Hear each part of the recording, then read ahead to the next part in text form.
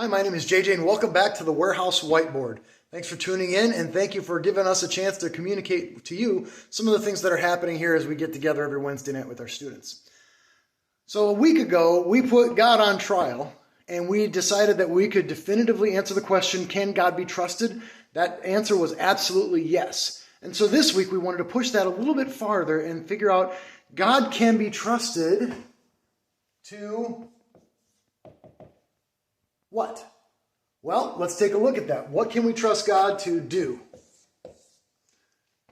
What are the things that God does? And then there's another angle to this. What are the things that we can trust that God will not do? Like, that's kind of harsh to ask those kind of questions of what the Lord's not going to do for us. But this is an important distinction. If we're going to base our faith on the character of God, that authentic faith, then we need to probably have a little bit of a grasp of some of these answers. So what are the things that we can count on God to do? To love us, to work to save us, to offer us very important things. Mercy and grace. Key things that God does actively make available to his people. And those are huge things that we bank on, that we can trust God to do. And also that God is always looking out for our best. Our best interest is at his heart.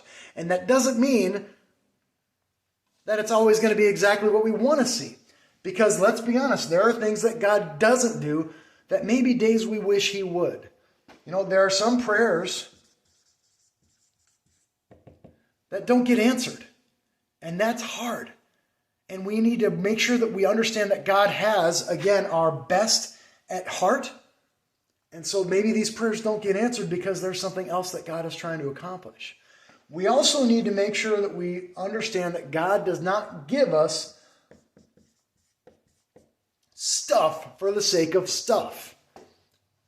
It's clear that God entrusts his people with different resources from time to time and in different seasons so that they can use those resources to serve him and to spread the gospel. That is clear. But God is not interested in our stuff. God is interested in our hearts. And so one of the things we need to remember, if we're figuring out we can trust God to do some things, but to not do other things, he's not going to give us all of our stuff. Every little whim of thing that we want to see or have is not going to be answered by God because his plan is better than ours. Scripture is clear about that. The Lord knows better than what we do, and we need to trust in that knowledge and in that mercy that God offers us.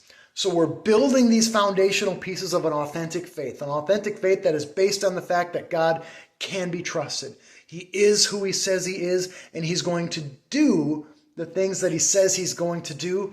And across time, across all experience, God is going to be consistent.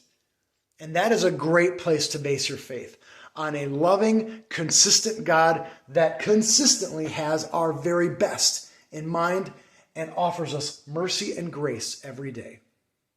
So tune in next time at the whiteboard as we continue to build on that authentic faith.